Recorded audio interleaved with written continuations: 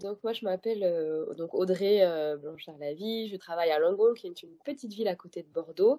Je suis kiné et ce qui m'a motivée à faire cette profession, c'était de comprendre le fonctionnement du corps humain.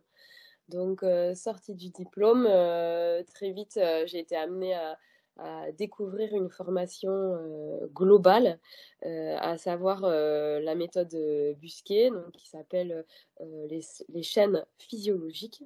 Et c'est grâce à cette lecture de l'anatomie que j'ai pu mettre en relation du coup l'influence de l'intestin sur notre posture et pour pouvoir optimiser le traitement de mes patients et bah, du coup soulager les douleurs et encore mieux prévenir l'apparition des douleurs, que ce soit de dos ou de genoux ou d'épaule.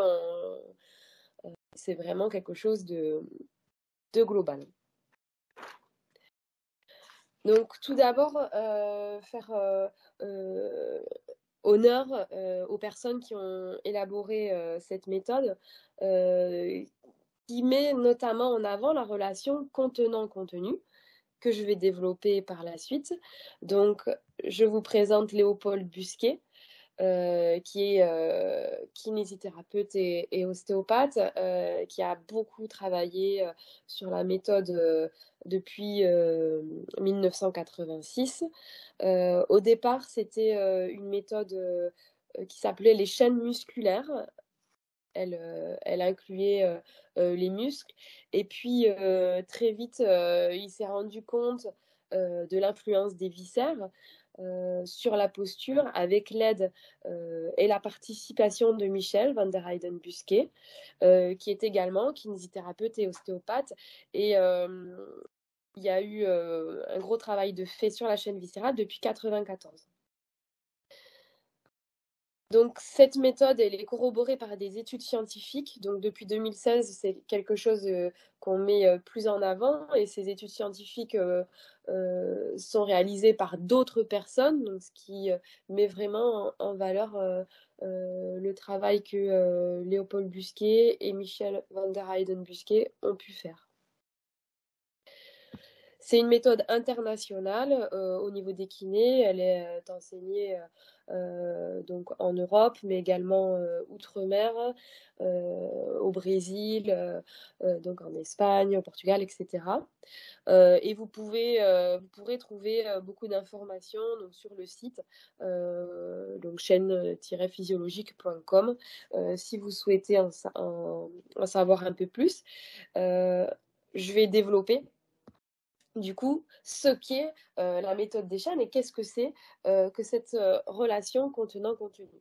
Donc, les chaînes physiologiques sont des circuits anatomiques. Physiologiques, ça veut dire quand le corps fonctionne bien. C'est ce qu'on vise. Ce qu'on veut, c'est la physiologie. Donc, elles sont basées sur de l'anatomie, c'est-à-dire qu'on peut échanger, bien évidemment, avec d'autres professionnels de santé, tant des chirurgiens, etc., puisque l'anatomie, c'est quelque chose de commun à tous les professionnels de santé, notamment, et bien évidemment à tous les humains.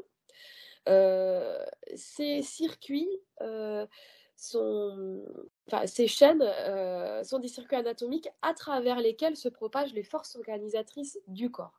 C'est-à-dire que c'est pas un muscle qui fonctionne tout seul, c'est un muscle qui va terminer son insertion à un endroit, un autre muscle va prendre la suite et ça va donner une force. On n'est pas des robots, nos mouvements sont fluides et on va pouvoir avoir des mouvements, donc notamment de la tête aux pieds. Euh, ça va jusqu'au niveau du crâne. Quand on traite une personne, on ne s'arrête pas au niveau des muscles du cou, on inclut également la tête, également la mâchoire, également la respiration, et évidemment jusqu'aux pieds, jusqu'aux orteils. Et du dedans en dehors, ou du dehors en dedans. Et c'est là qu'intervient la relation contenant-contenu, puisque les viscères se situent à l'intérieur du système musculo-squelettique. Et si on veut vulgariser ça, le système musculo-squelettique, on peut dire que c'est, entre guillemets, la carcasse du corps. Voilà, pour un petit peu visualiser. Tout ceci, c'est sans discontinuité. C'est-à-dire que quand on lit l'anatomie, on n'a pas d'arrêt. Il y a un muscle qui s'arrête, un autre qui reprend, et il n'y a pas un muscle qui est isolé qui sert à rien. Tout dans le corps sert à quelque chose. Et vous pouvez voir du coup les chaînes qui sont illustrées ici. Je ne rentrerai pas dans le détail parce que c'est quelque chose qui... L'anatomie peut vous noyer au niveau des chaînes. Je vais simplement les présenter. Donc on a la chaîne statique musculo-squelettique. Elle nous permet notamment de nous tenir debout et le fait qu'on va aller plus facilement vers l'avant. On a un déséquilibre antérieur et donc un renforcement postérieur, c'est-à-dire derrière, pour pouvoir nous tenir debout. On a la chaîne de flexion, donc qui fait tous les mouvements de flexion, tant au niveau des pieds, des genoux, des cuisses, que du tronc, c'est-à-dire du corps, que de la tête et que des bras. La chaîne d'extension, c'est le mouvement inverse, c'est quand on se met en extension. La chaîne d'ouverture, donc ça va ouvrir, ça porte bien son nom, donc vers la rotation externe. Et la chaîne de fermeture, au contraire, on va se refermer. C'est des noms qui illustrent la fonction des muscles. Donc, les chaînes musculaires, chaîne de flexion, chaîne d'extension, chaîne d'ouverture, chaîne de fermeture. Et les chaînes statiques, on a la chaîne neurovasculaire, donc tout ce qui va être cerveau, moelle épinière, nerfs périphériques, tant au niveau des bras que des jambes, que du tronc, que des viscères. On a la chaîne viscérale, qui est constituée de tous les viscères. Donc là, on voit bien sur l'illustration les viscères au niveau abdominal, c'est-à-dire au niveau du ventre, autour du nombril. On en a également au niveau pelvien, au niveau du thorax, de la cage thoracique, et également au niveau de la gorge.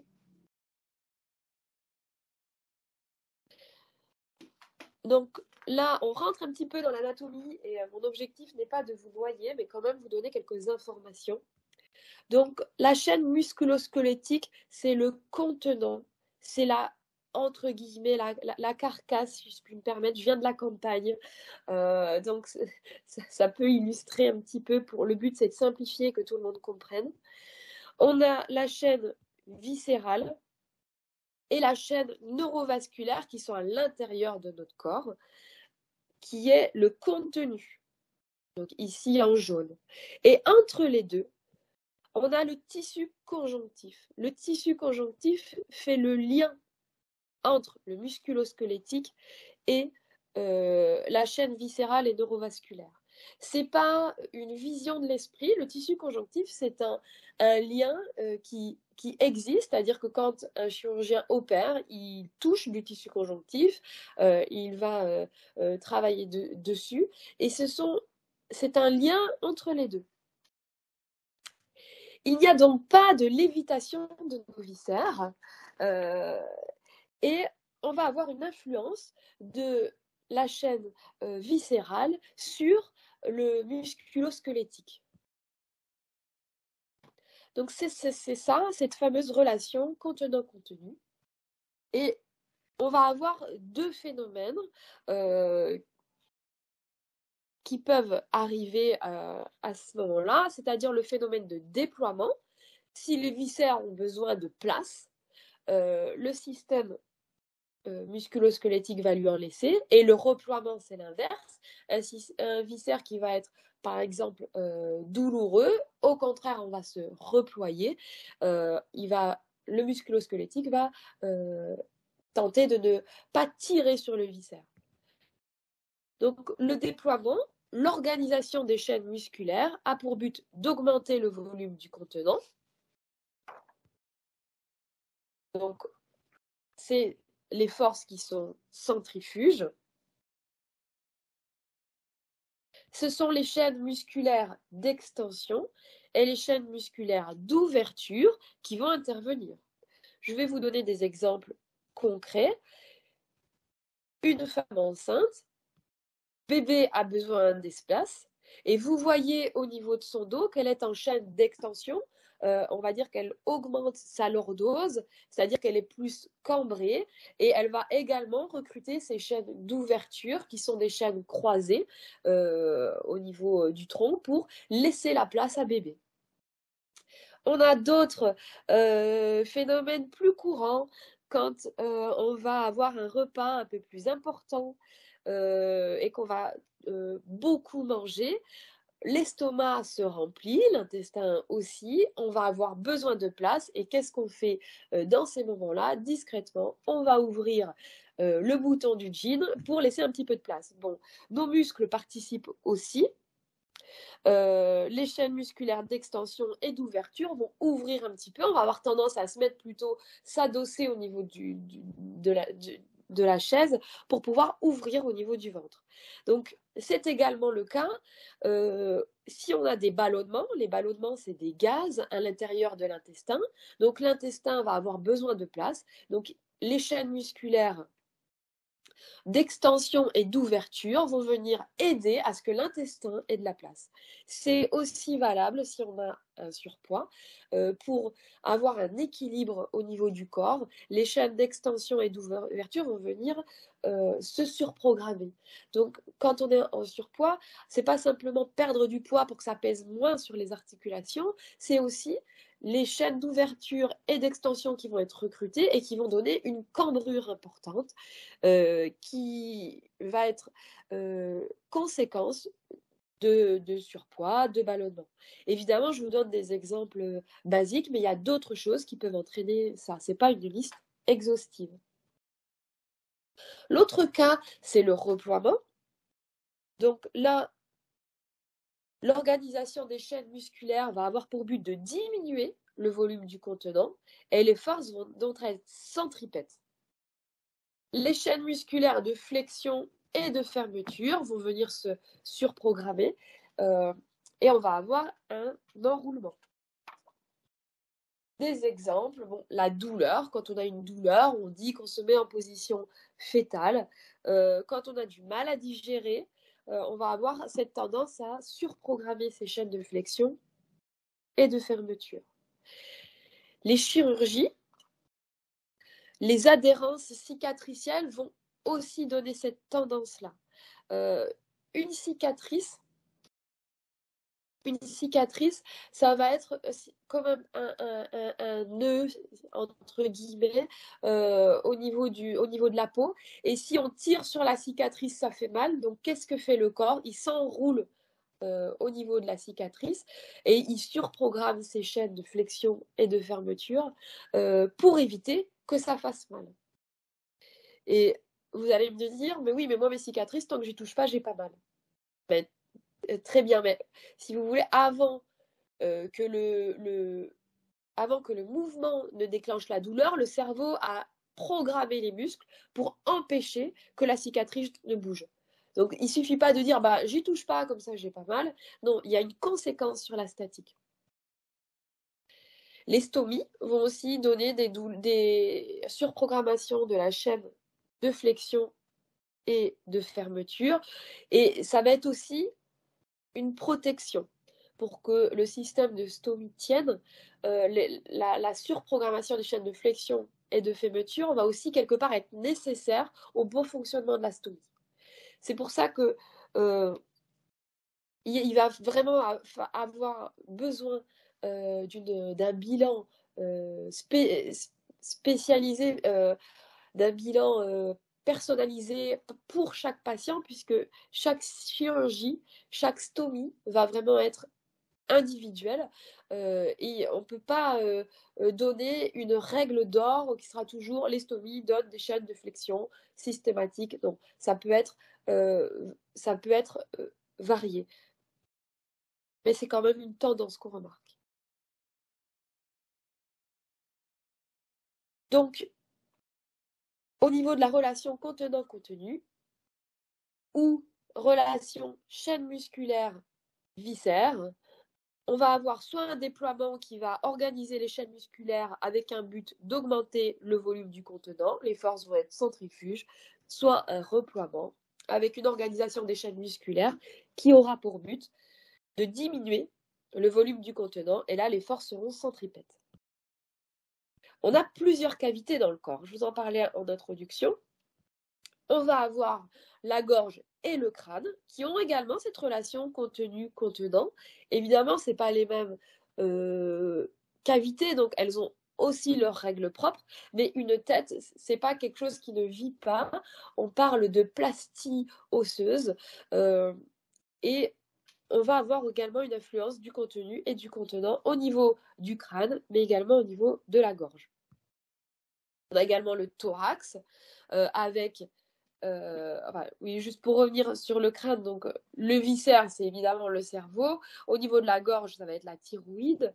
Au niveau du thorax, les viscères, ça va être cœur, poumon, et également tout ce qui va être trachée et œsophage. Il faut pas oublier ces organes qui passent dans cette cavité. Et on a également l'abdomen et le pelvis.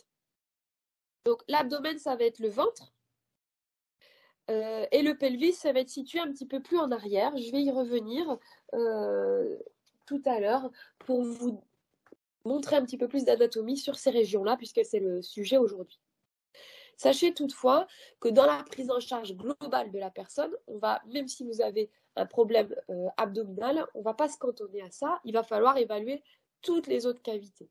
Aujourd'hui, la conférence concerne l'abdomen et le pelvis, mais c'est valable pour d'autres choses. Plus de détails donc sur le système digestif. Le système digestif, il commence au niveau de la bouche, avec la cavité buccale, donc les dents, la langue, qui vont nous permettre de mastiquer. C'est la première étape au niveau digestif. La mastication, la salivation, les mouvements de langue, c'est des choses très importantes qui vont déclencher la digestion. Donc, je vous ferai en conclusion des rappels physiologiques, mais vraiment, c'est la première étape de la digestion, c'est la mastication. C'est pour ça que c'est important de prendre le temps de manger. L'œsophage, donc qui continue la bouche et qui va venir traverser le thorax entre les deux poumons, en arrière du cœur, et qui va arriver jusqu'à l'estomac. Donc l'estomac, vous voyez, il est situé sur votre côté gauche, sous les côtes. Il est protégé en partie par les côtes et il déborde entre les côtes au niveau du milieu du ventre, mais au-dessus du nombril. Ensuite, tout ce qu'on va manger donc, va venir être digéré au niveau de l'estomac et va passer au niveau du duodénum. Donc, je n'ai pas mis de flèche puisqu'on ne le voit pas, il est situé en arrière des organes qu'on voit. Mais il va faire le lien entre l'estomac et l'intestin grêle. Donc, vous voyez toutes les anses intestinales, toutes les anses de l'intestin grêle qui sont... on a l'impression en bazar, mais pas du tout. Elles sont très organisées puisqu'elles vont venir s'attacher via du tissu conjonctif au niveau du dos. Ensuite, les matières donc, circulent au niveau de l'intestin grêle, vont venir être absorbées par l'intestin grêle. Tous les nutriments, l'eau vont venir être absorbés au niveau de l'intestin grêle. Et justement, comment cela passe dans le sang? C'est toutes les artères qui vont être situées entre l'intestin grêle et les artères situées en arrière. Et toutes ces artères vont circuler dans le tissu conjonctif. Le tissu conjonctif, à cet endroit-là, s'appelle mésentère, et c'est lui qui va venir faire le lien entre l'intestin grêle et le dos. Ensuite, les aliments viennent au niveau du gros intestin. Donc, vous voyez ici la première partie du gros intestin. Donc, on a le cécum avec l'appendice qui est connu du grand public pour les opérations d'appendicectomie, c'est-à-dire qu'on l'enlève. Donc, c'est au niveau, c'est en bas à droite, au niveau du corps. Et le gros intestin, l'intestin ascendant, va venir remonter jusqu'au niveau des côtes. Donc, il vient sous les côtes. Ensuite, il se poursuit avec le côlon transverse, c'est-à-dire le morceau qui ressemble à la première partie du gros intestin et qui vient vraiment traverser. Il s'appelle côlon transverse, il traverse tout le corps. Et il va venir, vous voyez, d'une côte à l'autre, c'est-à-dire qu'il traverse le corps de la droite vers la gauche. C'est comme un hamac au niveau du corps. Ensuite, il redescend et on ne le voit pas parce qu'il est situé en arrière de l'intestin grêle et il va revenir jusqu'au niveau pelvien pour aboutir au niveau du rectum qu'on ne voit pas puisque le rectum est également situé en arrière. À cela s'ajoutent des glandes. Donc, vous connaissez le foie. Le foie, donc, il est situé sous les côtes, mais à droite. C'est la grosse glande qu'on voit sous les côtes à droite qui écrase un petit peu, qui vient recouvrir l'estomac. Le pancréas, il est derrière, on ne le voit pas, et les reins et la vessie également sont situés en arrière. La vessie, quand elle est vide, on ne la voit pas, elle est en arrière. Quand elle apparaît, on a une douleur un petit peu au niveau du bas-ventre, enfin une sensation au niveau du bas-ventre, c'est là qu'elle se situe. Donc la chaîne viscérale, c'est ce que je viens de vous décrire et c'est ce qu'on illustre au niveau des chaînes physiologiques comme ça. Donc vous voyez sur la personne de profil la chaîne viscérale au niveau du thorax que je n'ai au niveau de la bouche, au niveau du thorax que je n'ai pas décrit et la chaîne viscérale. Donc on voit le foie, la première grosse partie sur la personne de profil. Au milieu, c'est le foie. En dessous, on voit l'estomac. Tous les petits ronds, ce sont les anses intestinales, c'est l'intestin grêle. Et vous voyez les petits traits qui les relient, c'est ça le mésentère dont je vous ai parlé tout à l'heure. Et il vient s'attacher au niveau du dos. Vous avez la vessie qui fait le petit triangle en bas et en arrière, vous avez le rectum. Et on voit sur la personne de face ce que je vous ai décrit juste avant. Donc les liens, je ne veux pas vous noyer dans l'anatomie, mais ce tissu conjonctif, j'appuie là-dessus, il existe, donc c'est quelque chose qu'on peut parler avec un chirurgien, entre les viscères et le musculo-squelettique. Donc, je ne vais pas tous vous les citer, mais tant au niveau du foie, en haut à gauche de l'écran, qu'au niveau de l'estomac, vous voyez tous ces tissus qui relient les organes au musculo-squelettique.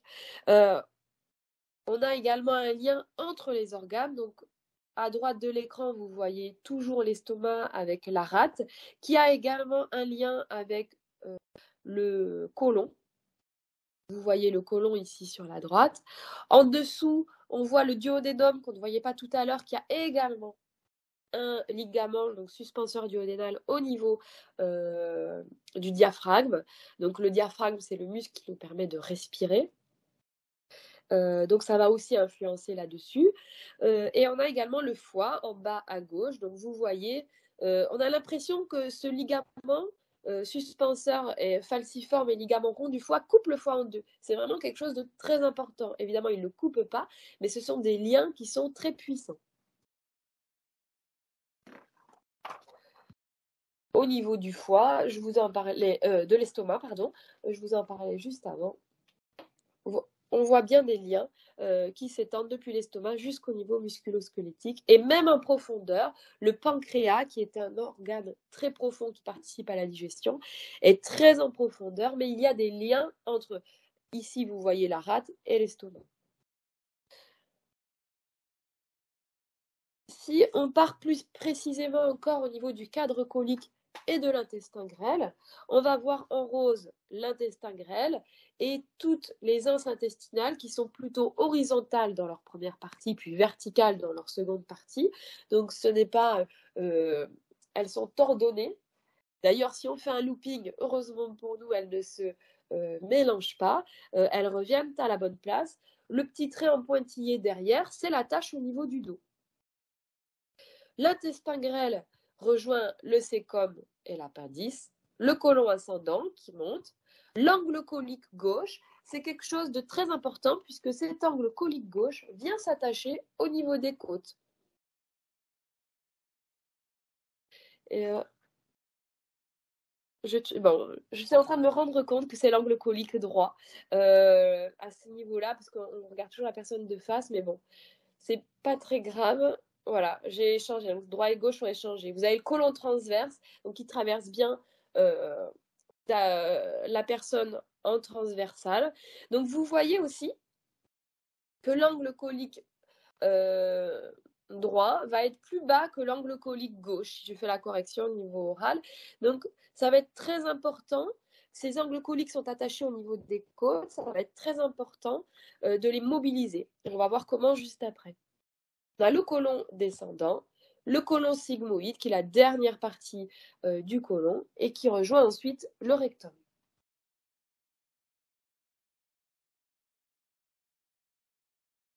On voit sur cette image les fameux angles coliques, donc qui sont corrigés ici. On a l'angle colique droit qui est plus bas que l'angle colique gauche, et vous voyez les attaches, donc des ligaments phrénocoliques, tout simplement qui attachent le côlon aux côtes et qui viennent s'attacher sur les côtes, donc qui vont être sollicités lorsqu'on va respirer. Quand on va inspirer, on va avoir ce côlon qui va faire un système de hamac.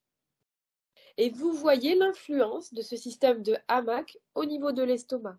C'est-à-dire que quand on inspire, les côtes vont s'écarter. Quand on expire, les côtes vont se rapprocher. C'est ce qui va permettre, de faire bouger l'estomac et de participer à la digestion de l'estomac, mais également de faire avancer les matières dans le côlon et aussi dans toute la sphère digestive. Quand il va manquer un morceau de côlon ou d'intestin, les mouvements vont être très importants puisque on aura plus ou moins ce système-là qui va être maintenu. Il y a également la pression interne au niveau du ventre qui joue et on va pouvoir jouer également là-dessus pour faire avancer les matières et que tout ça ne stagne pas.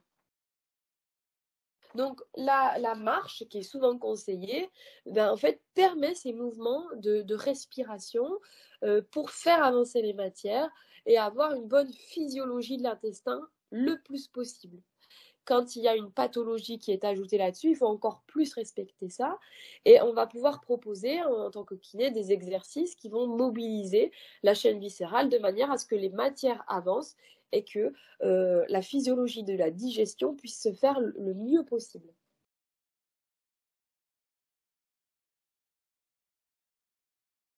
Au niveau pelvien, donc je vous donne un petit peu plus de détails également, puisque le rectum est aussi la partie terminale du système digestif. Donc, au niveau de la femme, soyons un petit peu galants. On va commencer avec la femme. On va avoir donc le pubis en avant. Donc, c'est des coupes de profil au niveau anatomie. J'espère que je ne vous noie pas. Ce sont des coupes de profil, c'est-à-dire qu'on garde la personne de côté. On va regarder les organes. Donc, ils sont coupés sur le milieu. C'est ce qu'on appelle une coupe sagittale. Donc, vous avez le premier rond en avant qui est le pubis, l'os du pubis. Et en arrière, vous distinguez les fesses. On va avoir la vessie. Donc, c'est quelque chose de triangulaire ici sur l'image. Et vous avez ensuite l'urètre qui va descendre et permettre l'évacuation des urines. On a utérus donc, qui est un petit peu plus ovale et dessus la vessie qui va être arrondie, qui est en continuité donc avec le vagin. Et en arrière, on a le rectum. Donc, les angles que vous voyez entre, par exemple, le rectum et l'anus en arrière au niveau des fesses vont être très importants pour tout ce qui va être continence. C'est-à-dire que la lordose physiologique au niveau du corps, le fait d'être cambré un petit peu en arrière du dos, va permettre un certain angle entre ces organes, donc qui sont la vessie, l'utérus et le rectum, qui doivent garder soit des urines, soit le bébé, soit des selles, pour qu'on puisse être continent. Par contre, quand on le décide, on doit pouvoir aller on doit pouvoir aller uriner, on doit pouvoir aller à la défécation, et lorsque ça se déclenche, on doit pouvoir accoucher. Mais c'est un système qui est très sensible, puisque des fois c'est involontaire, on n'y pense pas, on est continent, et des fois on dit ben là je décide d'aller uriner, je décide d'aller à la selle, il faut pouvoir laisser passer la miction ou les selles.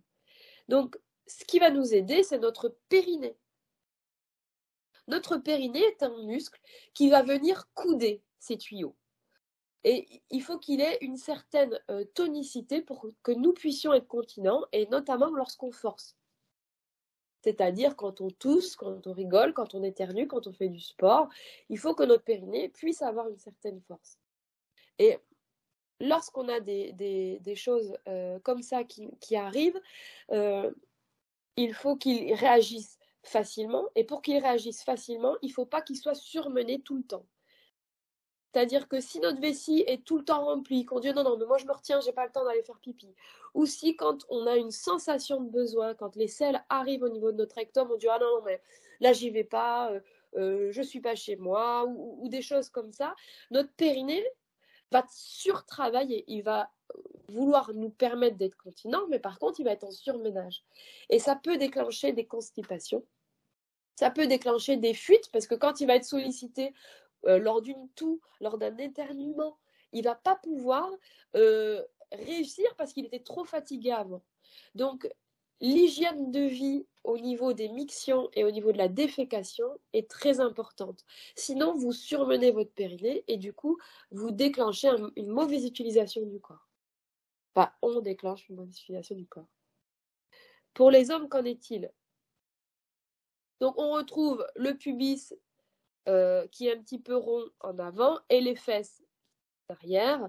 On va avoir la vessie, donc qui a également cette forme un petit peu triangulaire, et le rectum en arrière. Le rectum, vous voyez sur l'image qu'il est dessiné comme s'il était vide, comme s'il était gonflé. Un rectum, ce n'est pas gonflé, c'est toujours vide. C'est rempli quand on a une sensation de besoin. Donc, si vous avez une sensation de besoin d'aller à la selle, c'est que votre rectum est rempli et qu'il faut aller le vider. Est-ce que les hommes ont un périnée? Oui, et heureusement. Le périnée joue le même rôle pour l'homme que pour la femme, mais d'un point de vue anatomique, l'homme est moins embêté que la femme par les fuites, mais il a également un périnée. Voilà pour l'anatomie. Et l'objectif de ces descriptions était de vous faire comprendre ce qu'on entend souvent dans aller uriner régulièrement, ne pas se retenir trop, prendre le temps de mastiquer. C'est tout ça qui joue un rôle dans la physiologie du système digestif. Maintenant, on va s'orienter sur les muscles.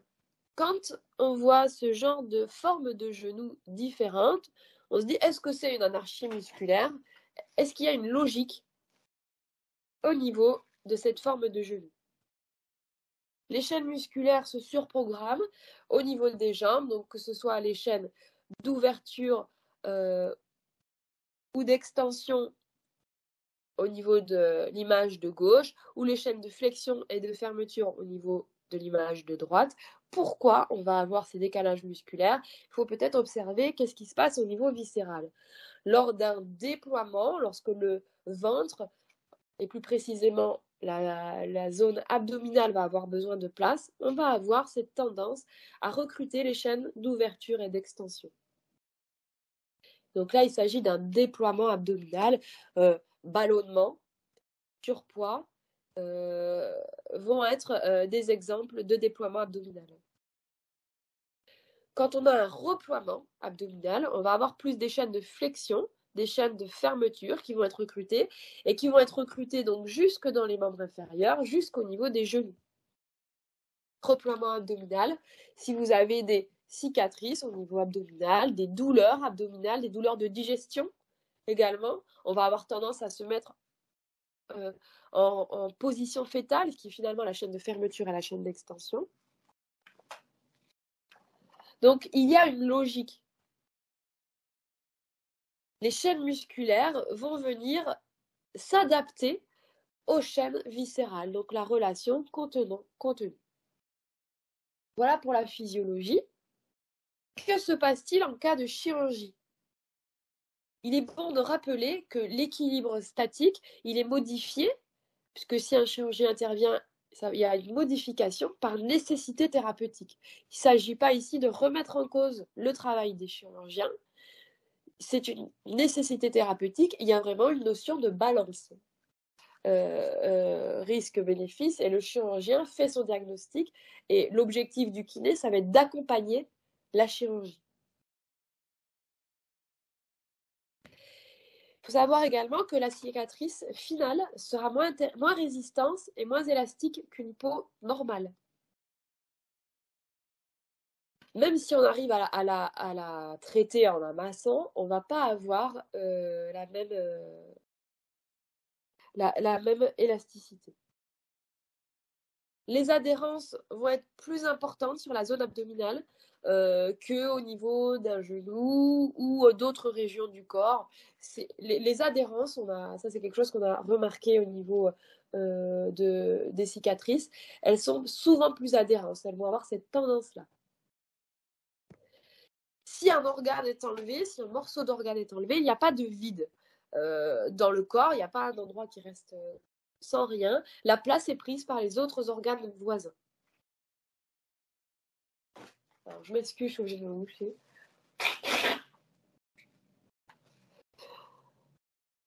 Au niveau des conséquences, il peut persister des zones d'adhérence cicatricielle.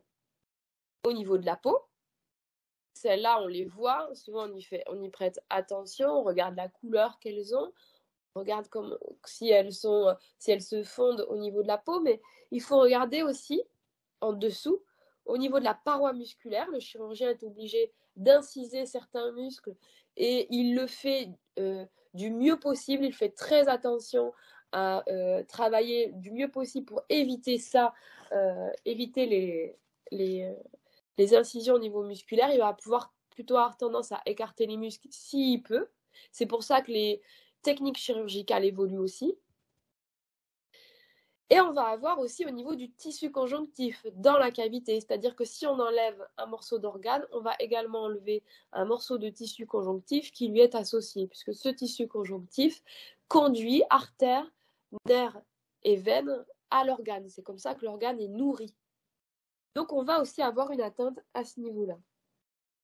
Ceci va entraîner des conséquences au niveau des troubles de la statique du tronc, donc tant au niveau du dos et du ventre dans un premier temps, mais vont venir aider d'autres parties du corps.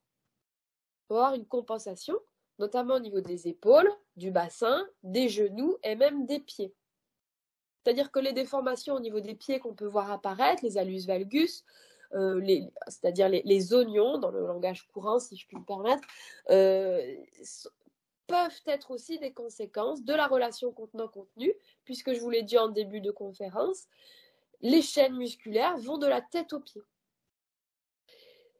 Si on a une statique qui est impactée, on va avoir des troubles de mouvement au niveau dynamique. C'est-à-dire que quand on va faire notre travail, quand on va faire du sport, on va avoir un mouvement qui va être moins efficace. Il faut imaginer que si vous avez, vous savez, les pyjamas, là, les grenouillères qui nous englobent complètement, vous pouvez vous imaginer que ce sont ça les chaînes musculaires et que vous avez un nœud trop serré au niveau du ventre. Si vous essayez de lever le bras, vous allez être retenu par ce pyjama qui va être trop serré. Et vous allez pouvoir faire le mouvement, mais vous allez forcer. Vous allez le faire une fois, deux fois, jusqu'à faire trop de répétitions de mouvements et vous allez déclencher une douleur d'épaule ou une douleur de genou, puisque ces articulations ne sont plus libres, elles ne fonctionnent plus physiologiquement. Donc, qu'est-ce qu'on peut faire pour tout ça? Au niveau du kiné, tout d'abord, ça va être des massages adaptés du kiné au niveau de la cicatrice. Et on peut apprendre au patient, évidemment, à faire des massages lui-même sur sa cicatrice. vous savez que, enfin, vous savez peut-être qu'une cicatrice, c'est douloureux. Donc, le kiné va forcément pouvoir travailler davantage en massage, puisque soi-même, c'est difficile, ça fait mal. Mais qu'est-ce qu'on fait quand on fait un massage? On crée une inflammation au niveau de la cicatrice pour essayer d'assouplir la cicatrice, pour essayer de masser tout ça et qu'il y ait plus de souplesse dans la cicatrice et permettre ainsi de faire plus de mouvements. Donc ça, c'est au niveau cutané. Mais on va voir qu'on peut également agir au niveau du tissu conjonctif, donc plus en profondeur. Par des postures de relâchement manuel, c'est un traitement manuel du kiné. Il va placer ses mains au niveau du ventre d'une manière adaptée. J'insiste sur le mot adapté, au niveau de la chaîne viscérale. Donc on ne travaille pas l'organe lui-même, mais on va travailler le tissu conjonctif. On va essayer de le masser, de le détendre. On a également des techniques d'aspiration viscérale adaptées qui vont venir recruter le diaphragme, qui est le muscle avec, enfin, un des muscles, mais le muscle le plus important avec lequel on respire. Donc ça va être tous les exercices de respiration. C'est pour ça aussi des fois qu'on peut dire, tiens, je respire plus comme avant. Pourquoi? Parce que vous avez vu qu'au niveau du tissu conjonctif qui est attaché au niveau des organes, il est relié au niveau du diaphragme. Donc si vous avez des tensions dans l'organe, au niveau du tissu conjonctif, le diaphragme va moins bien bouger. Parce qu'il ne veut pas tirer sur la zone qui est douloureuse et qui manque de souplesse.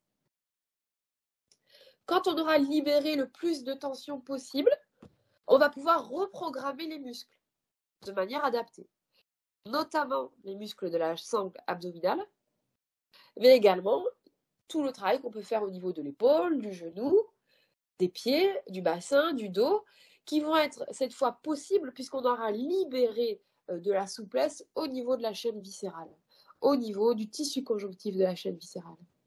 Tandis qu'avant, si on commence par essayer de bouger le genou, ou bouger l'épaule, ou bouger le dos, alors qu'on n'a pas libéré l'origine du problème, on va déclencher des douleurs encore plus importantes au niveau des articulations. C'est ce qui se passe des fois dans certaines rééducations et le kiné va se retrouver un petit peu bloqué s'il n'a pas cette notion de relation contenant-contenu. L'objectif, c'est d'autonomiser le patient. Donc, on va proposer des exercices d'auto-entretien. C'est-à-dire que vous allez me dire, mais oui, mais étant donné que tous les viscères servent à quelque chose, si on enlève quelque chose, on ne retrouve plus de physiologie. Heureusement, on a des exercices d'auto-entretien qui pourront être réalisés quotidiennement et qui ne prendront pas forcément toute la journée. Hein. L'objectif, c'est d'être performant, mais qui vont être adaptés.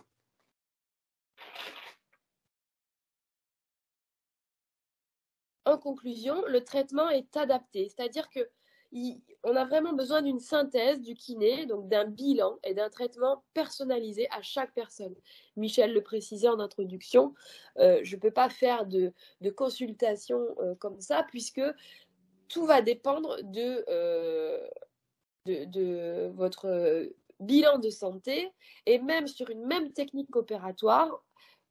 C'est très intéressant pour nous en tant que kiné d'avoir le compte-rendu opératoire puisque dedans, tout est détaillé et tous les ligaments dont je vous ai parlé, tout le tissu conjonctif dont je vous ai parlé est détaillé et nous, ça nous importe puisque comme ça, on peut savoir qu'est-ce qu'on peut faire comme exercice pour aider à optimiser le traitement du chirurgien. L'objectif, vous l'aurez compris, c'est de retrouver une statique la plus physiologique possible, avec une relation contenant-contenu la plus équilibrée possible.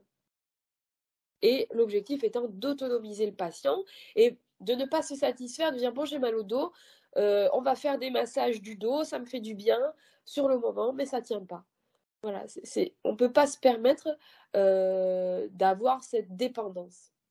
Et surtout ces douleurs du coup au quotidien, puisqu'on n'a pas assez traité la cause.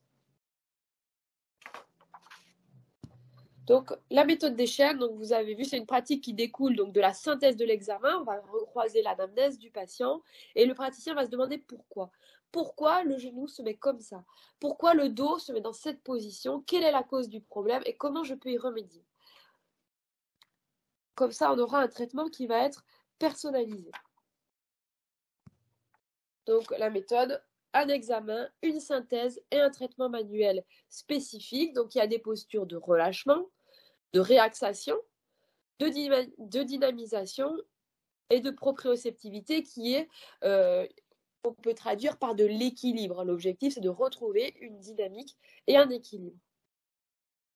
Donc ça, c'est tout ce que je peux vous dire au niveau de la méthode, au niveau de la physiologie et comment nous, sur quelle base on a pour proposer un traitement adapté. Il y a quand même des conseils qui sont valables pour tout le monde. Donc, tout d'abord, au niveau des cicatrices, donc évidemment, éviter l'exposition au soleil pour qu'elle reste le plus discrète possible, les protéger soit par un tissu au moins la première année, soit par de la crème solaire, il en existe en stick, c'est très pratique à utiliser, un indice 50 évidemment. Hydrater la cicatrice avec des crèmes adaptées, donc là, il faut demander renseignement soit au médecin, soit au pharmacien. Et savoir qu'on n'efface jamais complètement une cicatrice, même en la traitant du mieux possible. Ça dépend de l'intervention, mais aussi de votre type de peau et des soins qu'on peut apporter aux cicatrices. Sachant que quand on masse une cicatrice, il ne faut pas s'inquiéter, on peut avoir une réaction inflammatoire, une rougeur, un gonflement juste après le traitement, mais qui est normal. Et elle est moins douloureuse ensuite. Donc, si vous dites, vous avez peur, vous dites, ouais, mais moi, la cicatrice, elle me fait tellement mal, je ne veux pas qu'on y touche. Sachez que les premiers massages sont les plus douloureux. Et une fois qu'on a libéré les adhérences, on peut vraiment obtenir des cicatrices beaucoup moins sensibles, tant physiquement qu'émotionnellement aussi. Et sur le côté émotionnel, je vais évidemment parler de la prise en charge pluridisciplinaire. Mais pour revenir aux cicatrices, on peut également, en information, on peut traiter des cicatrices très vieilles. Moi, j'ai travaillé des cicatrices qui avaient 50 ans et on a des résultats s'il y a des adhérences. Évidemment, plus tôt c'est pris, mieux c'est. Mais on doit quand même respecter le délai de cicatrisation du chirurgien. Et même pour une célioscopie, des fois les célioscopies, on se dit oh là là, c'est pas grand-chose. Si justement lors d'une célioscopie, l'intervention fait que le tissu conjonctif est aussi peut être aussi présenté des adhérences. Donc on a des règles et au niveau des cicatrices, on ne peut pas les travailler trop tôt. La priorité est évidemment laissée à la cicatrisation. On a un délai d'attente que chaque professionnel connaît. Donc, pour information, on ne travaille pas une cicatrice avant 6 semaines si c'est au niveau de la paroi. Et sous célioscopie, au niveau de la chaîne viscérale, c'est 3 mois. Mais au niveau cutané, c'est 6 semaines, pas avant 6 semaines. Et ça dépend de comment vous avez cicatrisé aussi. Donc, c'est pareil, je me permets de donner des délais, mais c'est encore à adapter à chaque patient et chaque chirurgien. L'objectif, donc au niveau des conseils, lancer une digestion la plus physiologique possible. Donc, ça va passer par une prise en charge pluridisciplinaire. Diététicien, il faut vraiment que vous ayez ce qu'on met dans le corps, c'est le premier médicament, si je puis dire. Donc, ça va être important d'avoir un régime alimentaire adapté et adapté à vous, c'est-à-dire suivant votre mode de vie, suivant votre âge. Il y a vraiment plein de facteurs vos goûts, parce que l'alimentation, c'est quand même quelque chose qui est très important d'un point de vue plaisir. Donc, c'est vraiment une prise en charge globale qu'un diététicien nutritionniste peut vous apporter. Le chirurgien va intervenir, le stomathérapeute également, le généraliste aussi, et on parlait d'émotions tout à l'heure, le psychothérapeute également va avoir un rôle à jouer, et tous ensemble, il y a ce côté pluridisciplinaire autour du patient qui est également acteur de sa prise en charge. Donc, comment on peut faire pour améliorer la digestion? Donc, la mastication, elle est unilatérale alternée, c'est-à-dire qu'on va manger d'un côté 5 fois à peu près, ça peut être 4, ça peut être 6, mais on mange bouche fermée 5 fois d'un côté, 5 fois de l'autre. On mélange la salive aux aliments, c'est-à-dire que même ce qui, un yaourt, on peut, entre guillemets, le mastiquer, c'est-à-dire le mélanger à la salive, puisque ensuite il passe dans l'estomac, et l'estomac va se servir de la salive pour optimiser la digestion. Donc si on gobe ces aliments, derrière, le reste du système digestif, c'est comme dans une usine, si on loupe la première étape, le reste n'est pas euh, n'est pas optimale et on peut avoir derrière des ballonnements, etc. Le temps de repas va être très important, le fait de se concentrer sur ce sur quoi on mange, c'est-à-dire pas être à l'ordinateur, pas être sur le téléphone en même temps qu'on mange, ça optimise la digestion. Et tout ça va être important parce qu'il y a des maux de ventre qui peuvent se résoudre à ça. Et la physiologie humaine doit avant tout être respectée pour pouvoir optimiser tout le reste. Pour la suite des conseils, donc on a parlé du système pelvien, donc aller à la selle quotidiennement, suivant les personnes, entre 1 et 3 fois par jour. Donc théoriquement, l'intestin travaille la nuit, donc on y va plutôt le matin. Quel que soit le moment de la journée auquel vous allez à la selle, il faut éviter de se retenir, puisque ça surcharge le travail du périnée, ce qui peut entraîner après des constipations. Puisque comme vous voulez être continent, le périnée travaille beaucoup, l'anus se serre, et lorsqu'on décide d'aller à la selle, on n'y arrive plus. Pour aller à la selle plus facilement aussi, on peut relever ses pieds sur un tabouret. Je vous ai montré l'anatomie avec l'angle entre le rectum et l'anus. Quand vous relevez les pieds au niveau d'un tabouret, on se met en position entre guillemets accroupi et c'est plus facile d'évacuer les selles de cette manière-là.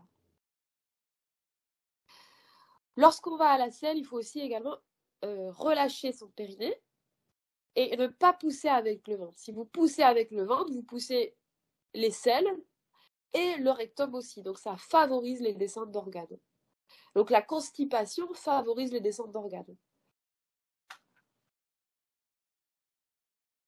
Au niveau des urines, on va aussi uriner donc à peu près toutes les 2 heures. Si au petit déjeuner il y a du thé, des choses comme ça peut être plus rapproché, mais c'est à peu près 7 à 8 fois par jour. Et je vous invite à compter, vous prenez une journée et vous comptez les fois où vous allez uriner. Si c'est 4 ou 5 fois, c'est pas suffisant. Ça veut dire que votre périnée va travailler davantage pour retenir les urines. Et ça le fatigue à terme et ça peut entraîner des problèmes de constipation par la suite. Donc, lorsqu'on va faire du sport, il faut que tout le système pelvien soit vide, sinon les chaînes musculaires vont se concentrer là-dessus et ça peut donner des douleurs de genoux, par exemple. Et pour info aussi, éviter le stop pipi. C'est-à-dire que pendant un temps, les professionnels de santé ont conseillé ça. Aujourd'hui, on sait que c'est un test et c'est pas un exercice. Quand vous êtes aux toilettes, votre cerveau enregistre l'idée que vous êtes aux toilettes et si vous dites bah non, on arrête la miction avant la fin de la miction, ça peut favoriser des problèmes d'incontinence. Je m'excuse, je suis prise un petit peu. Voilà au niveau des urines. Et c'est important aussi de bien vider sa vessie. C'est-à-dire de ne pas vouloir aller trop vite et pareil, de ne pas pousser avec le ventre. C'est-à-dire que quand on va aux toilettes, on s'assoit, on se relâche et on laisse évacuer. Si vous poussez, vous favorisez les descentes d'organes. Et je travaille aussi en rééducation du périnée. C'est un gros travail d'information. On pense souvent aux accouchements, on dit oui, c'est à cause de l'accouchement que j'ai des fuites, mais on a aussi des femmes, notamment, qui viennent avec des problèmes d'incontinence liés à une constipation, et c'est toujours un facteur très aggravant. La toux chronique aussi.